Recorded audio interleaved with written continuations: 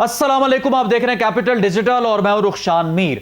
पाकिस्तानी सूबे बलूचिस्तान के देहात पर मिसाइल हमला करना ईरान की ऐसी गलती है जो आने वाले दिनों में उसके लिए मुश्किलात के पहाड़ खड़े कर सकती है।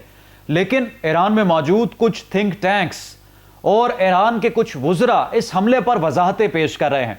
आज के इस वीलॉग में मैं आपको बताऊंगा कि रात गए ईरान की जानिब से यह बुज़दिलाना कार्रवाई क्यों की गई और पाकिस्तान की जानिब से अब तक इसका क्या जवाब दिया गया है और आने वाले चंद घंटे कितने अहम हो सकते हैं। साथ ही पाकिस्तान में मौजूद कुछ बड़ी आवाजें इस हमले को इंतखाबात के साथ जोड़ रही हैं और इंतखाबात में ताखीर का इंदिया भी दे रही हैं। सबसे पहले तो हम इस वीलॉग में जिक्र करते हैं कि आखिर ईरान ने रात गए ये बुज़दिलाना कार्रवाई क्यों की और ईरानी माहिरीन इस हमले का क्या जवाब पेश कर रहे हैं। नाज़रीन, जैशुल अदल एक ऐसी तंजीम है जो पाकिस्तान और ईरान बॉर्डर पर मौजूद है, ऐसा कहना है ईरानी थिंक टैंक्स का, और वहां से ईरान के अंदर हमले करती है और माजी में मुतअद्दिद हमले कर चुकी है। पाकिस्तान में इस तरफ बलूचिस्तान है जहां पर आप जानते हैं कि कुछ रियासत मुखालिफ अनासिर भी मौजूद हैं, और दूसरी जानिब सूबा सिस्तान है और वहां भी जो रियासत मुखालिफ अनासिर हैं या कुछ ऐसे गिरोह हैं वो मौजूद हैं। दोनों मिलकर अपने मुमालिक के खिलाफ ऐसी कार्रवाइयों में मुलव्विस हैं जिससे न सिर्फ दोनों मुमालिक को नुकसान हो रहा है बल्कि इस खित्ते का अमन भी स्टेक पर है।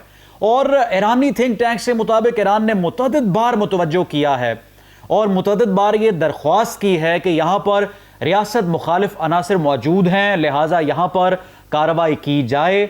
और ईरान का इस वक्त जो मीडिया अगर आप देखें तो वो ये कहते हैं कि हमारी दरख्वास्तों को सुना नहीं गया। एक माह पहले जैशुल अदल ने ईरान के एक थाने पर हमला किया था और कई ईरानी उसमें मारे गए थे। तो ईरानी हुकाम ने उस वक्त भी पाकिस्तान से गुजारिश की, दरख्वास्त की कि इन अनासिर के खिलाफ जो है कार्रवाई की जाए, लेकिन ऐसा मुमकिन नहीं हो सका। अब ये जो तंजीम है बलूचिस्तान के एक देहात में जिसके कुछ ताने बाने ईरानी स्कॉलर्स के मुताबिक या ईरानी जो डिफेंस एनालिस्ट हैं, ईरानी हुकाम हैं, उनके मुताबिक यहाँ पर मौजूद हैं और इनको टारगेट किया गया है। अब सवाल ये पैदा होता है कि किसी और मुल्क की इतनी जुर्रत कैसे हो सकती है या उसके पास ये इख्तियार कैसे हो सकता है कि वो उसकी एयर स्पेस वायलेट करे और तमाम तर कवानीन को बाला ताक रखते हुए उसके मुल्क में घुसकर वहां पर कोई इस किस्म की कार्रवाई करे। पाकिस्तान की तरफ से बड़ा सख्त इसका रिएक्शन सामने आया है और सबसे पहले तो फौरी तौर पर जो ईरानी सफीर है उसको आउट कर दिया गया है, मुल्क बदर कर दिया गया है। और जो इस वक्त ईरान में मौजूद हैं ईरानी सफीर, उनको कहा गया कि आप यहां पर ना आए, यानी मुल्क बदरी उनकी हो गई। और जो पाकिस्तान के सफीर ईरान में मौजूद हैं उनको वापस बुला लिया गया है। और इस हवाले से अभी स्ट्रेटजी बनाई जा रही है कि ईरान के इस अटैक का जवाब किस तरह से देना है। बहुत से लोग इसको मिक्स कर रहे हैं, मिला रहे हैं कि अमेरिका ने भी उसामा बिन लादेन को जब पकड़ना था तो वो भी यहां पर आ गया, उसने ऑपरेशन किया, या यहां पर पहले ड्रोन होते रहे। लेकिन ये सिचुएशन और वक्त और दौर बिल्कुल मुख्तलिफ है।